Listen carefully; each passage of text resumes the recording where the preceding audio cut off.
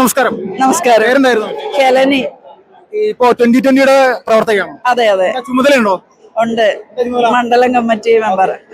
ചേച്ചി ഇപ്പോ മോദിയെ കാണാൻ വന്നാണോ? അതെ അതെ. എങ്ങനെയുണ്ട് അദ്ദേഹത്തിന്റെ ഒരു പവർ എങ്ങനെയുണ്ട്? അത് അദ്ദേഹത്തിന്റെ പവർ നമ്മൾ ഭരണത്തിലൂടെ കാണുന്നുണ്ടല്ലോ. നല്ലൊരു ഭരണം ഇന്ത്യക്ക് തരുന്നതിൽ വളരെ സന്തോഷമുണ്ട്. അതുകൊണ്ട് തന്നെയാണ് 2020 മോദിയുടെ ഇതിലേക്ക് കൂടിയത് തന്നെ. ആ ഒരു ക്രൈസ്തവ മതവിശ്വാസിയാണോ? എനിക്ക് അങ്ങനെ മതത്തിലല്ല, എല്ലാ വിശ്വാസവും ഉണ്ട് എനിക്ക്. ഞാൻ അങ്ങനെ ഒരു വേലിക്കെട്ടിനകത്ത് ഒതുങ്ങുന്ന ആളല്ല. 2020 നിരവധി ക്രൈസ്തവ സഹോദരങ്ങളുണ്ടല്ലോ. ഈ 2020 ഒരു വരോടുകൂടി NDAക്ക് ക്രൈസ്തവരുടെ വോട്ട് വർദ്ധിക്കാനുള്ള സാധ്യത ഉണ്ടെന്ന് ചേച്ചിക്ക് തോന്നുന്നുണ്ട്? അങ്ങനെ ക്രൈസ്തവരുടെ മാത്രമല്ല, ഒരുവിധം ന്യായമായ ഭരണം ആഗ്രഹിക്കുന്ന, നല്ല ഭരണം ആഗ്രഹിക്കുന്നവരുടെ എല്ലാവരുടെയും സപ്പോർട്ട് ഉണ്ടാവും ഞാൻ വിചാരിക്കുന്നു. ഇപ്പോ ഈ കേരളത്തിൽ BJPക്ക് മാറ്റമുണ്ടാകുക അല്ലെങ്കിൽ NDAക്ക് മാറ്റമുണ്ടാകാനുള്ള സാധ്യത ഉണ്ടെന്ന് പറഞ്ഞല്ലോ, അതിന്റെ കാരണം എന്താണ്? കേന്ദ്രത്തിൽ നല്ല ഭരണമുണ്ട്. പിന്നെ ഇപ്പോ കേരളത്തിൽ നല്ലൊരു നേതൃസ്ഥാനമുണ്ട്. നമ്മുടെ രാജീവ് ചന്ദ്രശേഖർ എന്നല്ലേ, അദ്ദേഹത്തിന്റെ നേതൃത്വം BJPക്ക് നല്ലൊരു ഗുണം ചെയ്യുന്നുണ്ട്. അദ്ദേഹത്തിന്റെ നേതൃത്വം തന്നെ ഞങ്ങൾക്കും മാതൃകയാണ്. അത് തന്നെ. പിണറായി വിജയനെ പറ്റിയിട്ട് എന്താണ് അഭിപ്രായം? എനിക്ക് നല്ല അഭിപ്രായമൊന്നുമില്ല. കാരണം ഭരിച്ച് കേരളം മുടിപ്പിച്ച ആളാണ്. എനിക്ക് അത്രേ പറയാനുള്ളൂ. അതുകൊണ്ട് തന്നെ മാർക്സിസ്റ്റ് പാർട്ടിയുടെ ആ പ്രവർത്തനത്തോടുള്ള വെറുപ്പ് വന്നത് അദ്ദേഹത്തിന്റെ ഭരണം മോശമായതുകൊണ്ട് തന്നെ. LDF സർക്കാർ ഉണ്ടല്ലോ, പിണറായി സർക്കാർ, അദ്ദേഹത്തിന്റെ സർക്കാരിന് 100-ൽ എത്ര മാർക്ക് കൊടുക്കും? എന്റെ അമ്മ, ഒരു മാർക്കും കൊടുക്കാനില്ല, 0ആണ്. ഇപ്പൊ ഈ UDFന്റെ പ്രവർത്തന കാര്യങ്ങൾ വെച്ച് നോക്കുമ്പോൾ അവര് പറയുന്ന അവർ അധികാരത്തിൽ വരും എന്നാണ് പറഞ്ഞുകൊണ്ടിരിക്കുന്നത്. അങ്ങനെ എന്തെങ്കിലും സാധ്യത കേരളത്തിലുണ്ടോ? അത് UDFും LDFും ഒറ്റക്കെട്ടാണല്ലോ. അവർ ഒരു വണ്ടിയെ തന്നെയല്ലേ ഒരു പ്രചരണത്തിന് പോകുന്നത്. അപ്പൊ പിന്നെ രണ്ടും ഒരു നാണയത്തിന്റെ അപ്പുറം ഇപ്പുറമായിട്ടാണ് എനിക്ക് തോന്നുന്നത്. ഈ 2020 സ്ഥാനാർത്ഥികൾക്ക് ഇത്തവണ നിയമസഭ കാണാൻ സാധിക്കുമോ? സാധിക്കണമെന്നുള്ളതാണ് ആഗ്രഹവും പ്രാർത്ഥനയും. സ്ഥലം എവിടെയാണ്? കറക്റ്റ് ഏതാ മണ്ഡലം ഏതാ? ഞങ്ങള് കുന്നത്തുനാട് നിയോജക മണ്ഡലം, പൂത്തൃക പഞ്ചായത്ത്. കുന്നത്തുനാട് ഇത്തവണ 2020 പിടിക്കുമോ? പിടിക്കണം, തീർച്ചയായിട്ടും പിടിക്കും. കൂടി ചേരുന്ന സമയത്ത് വോട്ട് വർദ്ധിക്കാനാണോ വിജയിക്കാനാണോ സാധ്യത? വോട്ട് വർദ്ധിക്കാനും വിജയിക്കാനും സാധ്യതയുണ്ട്. ചേട്ടാ നമസ്കാരം. പേരെന്തായിരുന്നു? നമസ്കാരം. നമസ്കാരം. പേരെന്തായിരുന്നു? എന്റെ ഒരു ബിജോ. എവിടെ സ്ഥലം? മൂവാറ്റുപുഴ നിയോജകമണ്ഡലം, പൈങ്ങോട്ടൂർ പഞ്ചായത്ത്. BJPയുടെ സജീവ പ്രവർത്തനമാണോ? ഞങ്ങൾ 2020 ആണ്. കിഴക്കമ്പലം മോഡൽ വികസനം കേരളത്തിൽ കൊണ്ടുവരാൻ വേണ്ടി NDAയുടെ നരേന്ദ്രമോദിയോടൊപ്പം നിൽക്കാൻ വേണ്ടി 2020 സാബു ജേക്കബ് സാറിന്റെ ഒപ്പം ഞങ്ങൾ നിൽക്കുന്നു. ഈ കേരളത്തിലെ ക്രൈസ്തവ സമൂഹം BJPക്ക് അനുകൂലമായിട്ട് വോട്ട് എന്ന് പ്രതീക്ഷിക്കുന്നു. തീർച്ചയായിട്ടും സെൻട്രൽ കേരള തീർച്ചയായിട്ടും ഒപ്പം നിൽക്കും. ഞങ്ങളുടെ ഫ്രണ്ട്സ് എല്ലാം ഇന്നോട് സെൻട്രൽ കേരള ഫുൾ ക്രിസ്ത്യൻ സമൂഹമാണ്. അതിനകത്ത് ഒരു 70% ആളുകളും ഈ പ്രാവശ്യം BJPക്ക് വോട്ട് ചെയ്യും. ചേട്ടൻ ക്രൈസ്തവനാണോ? ഞാൻ ഹിന്ദു ആണ്. ചേട്ടൻ BJPയിൽ ചേരാൻ അല്ലെങ്കിൽ 2020 ചേരുന്ന സമയത്ത് 2020 ഇപ്പൊ BJPക്കൊപ്പം ചേർന്നല്ലോ. അപ്പൊ അത് ഒരു ക്രിസ്ത്യൻ സമൂഹത്തിനിടയിൽ നിന്ന് എന്തെങ്കിലും ഒരു വ്യത്യാസം ഉണ്ടാകാനുള്ള സാധ്യത ഉണ്ട്? വോട്ട് ശതമാനം പറയാൻ സാധ്യതയുണ്ട്. BJPക്ക് കയറും, NDAക്ക് ക്രൈസ്തവർ വോട്ട് ചെയ്യും. ഉറപ്പല്ലേ? വലത് അടുത്ത് മലയാളികളെ എല്ലാവരും മടുത്തു. കാരണം നുണപ്രചരണം മാത്രമാണ്. ഞാൻ മോറ്റ നിയോജകമണ്ഡലമാണ്, മാറ്റുകുളങ്ങൽ MLA ആണ്. ചുമ്മാ നുണപ്രചരണം മാത്രം നിൽക്കുന്ന നിയോജകമണ്ഡലം ഇടവില്ല. പക്ഷേ Kizhakkambalam model Sabu Jacob sir നടത്തുന്ന വികസന പ്രവർത്തനങ്ങള് ഞങ്ങളിൽ ഏറ്റെടുത്ത് ഞങ്ങൾ അതിലേക്ക് ആകർഷകമായിട്ട് ഞങ്ങൾ 2020 അണിചേരുന്ന ആളുകളാണ്.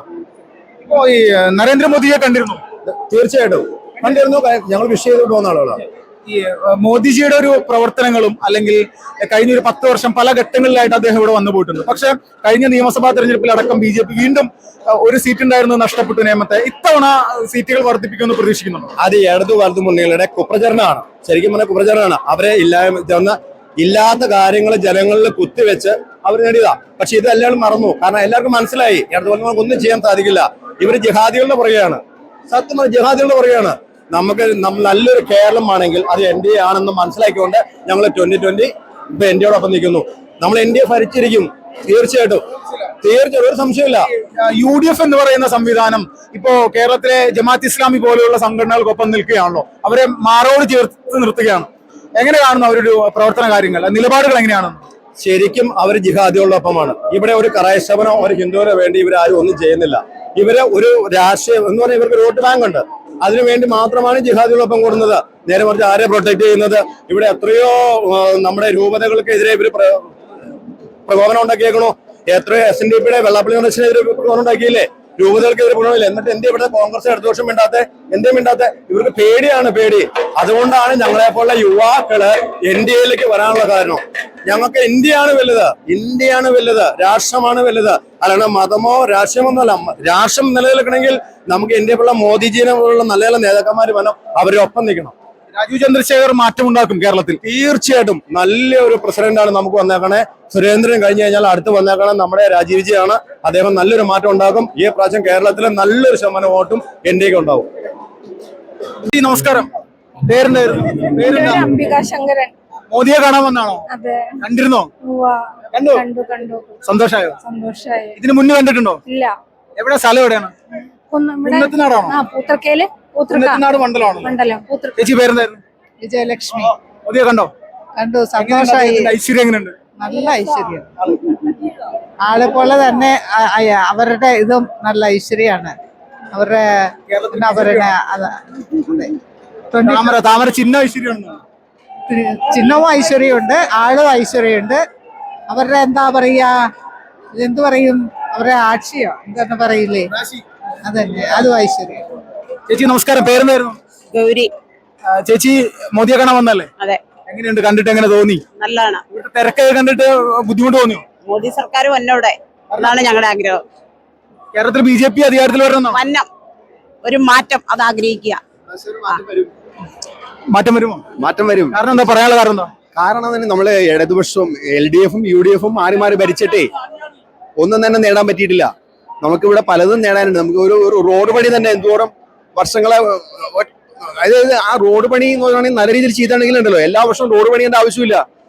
അങ്ങനെ നമുക്ക് നല്ല രീതിയിൽ മെച്ചം വെച്ച് വരുത്തിയിട്ട് പല നല്ല നല്ല പ്രവർത്തനങ്ങൾ ചെയ്യാൻ പറ്റും. ചേട്ടാ നമസ്കാരം. പേരെന്താ? സന്തോഷ് കുമാർ. സ്ഥലം എവിടെയാണ്? തൃശ്ശൂർ കൂട്ടനല്ലൂർ. തൃശ്ശൂർ നിയോജക മണ്ഡലമാണോ?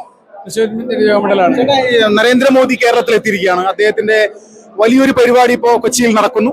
എത്രത്തോളം പ്രതീക്ഷകളുണ്ട് ഒരു BJPയുടെ പ്രവർത്തനം എന്നുള്ള നിലയിൽ? ഇത്തവണ എന്തെങ്കിലും മാറ്റത്തിനുള്ള സാധ്യതയുണ്ടോ?